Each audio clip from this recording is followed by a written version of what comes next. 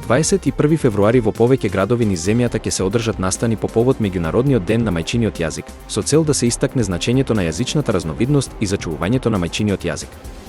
Овој ден, кој е инициран од УНЕСКО, има за цел да ја подигне свеста за јазичните права и потребата од заштита на јазиците што се во ризик.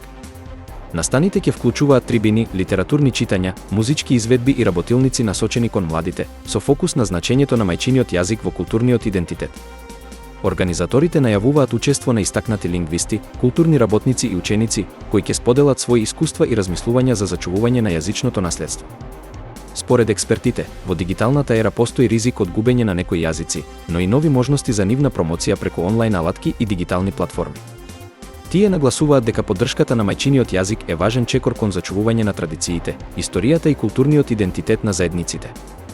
Меѓународниот ден на мајчиниот јазик се слави ширум светот, а УНЕСКО постојано апелира за јазична разновидност како клучен фактор за меѓукултурен дијалог и социјален развој. Овој ден представува потсетник дека сите јазици имаат вредност и заслужуваат внимание и заштита. Од денеска стапува на сила одлуката за замрзнување на цените на основните прехранбени производи, вклучувајќи леб, млеко, месо и зачини. Со оваа мерка, владата има за цел да го заштити стандардот на граѓаните и да спречи натамошен раст на цените во услови на економска неизвестност. Истовремено, се намалуваат маржите на над 1000 прехранбени производи, што треба да доведе до дополнително олеснување на трошоците за потрошувачите. Според надлежните институции, инспекцијските служби ќе вршат контроли за да се осигура дека мерките се почитуваат и дека трговците ги спроведуваат новите регулативи. Министерството за економија очекува дека со оваа интервенција ќе се стабилизираат цените на пазарот и ќе се ублажат инфлаторните притисоци врз домаќинствата. Трговците, пак, предупредуваат дека мерката може да предизвика недостиг на одредени производи, но уверуваат дека ќе се приспособат на новите услови. Ова не е првпат владата да воведе мерки за ограничување на цените на основните производи, а економските аналитичари проценуваат дека нивната ефективност ќе зависи од спроведувањето и одговорноста на сите учесници на пазарот. Кина ги повика Соединетите држави да покажат взаемна почит во решавањето на трговските тензии, откако американскиот претседател Доналд Трамп изјави дека трговски договор со Пекин ќе можен. Оваа изјава доаѓа по серијата закани за зголемување на царините, што ги влоши односите меѓу двете економски сили.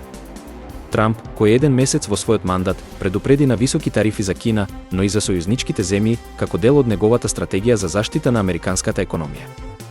Сепак, во средата тој изјави дека САД веќе се договориле за голем трговски договор со Кина уште во 2020 година, оставајќи простор за можни преговори. Пекин го станува внимателен, повикувајќи на стабилност и правични услови во меѓусебната трговија. Кинеските власти нагласуваат дека отворениот дијалог и заемната корист треба да бидат основа за каков било нов договор меѓу двете земји. Аналитичарите сметаат дека иако двете страни имаат интерес за економска соработка, зголемените тензии би можеле да влијаат врз глобалниот пазар. Останува да се види дали Вашингтон и Пекин ќе најдат заеднички јазик за нов трговски договор. Доналд Трамп упати жестоки критики кон украинскиот лидер Володимир Зеленски, нарекувајќи го неблагодарен во контекст на американската поддршка за Украина.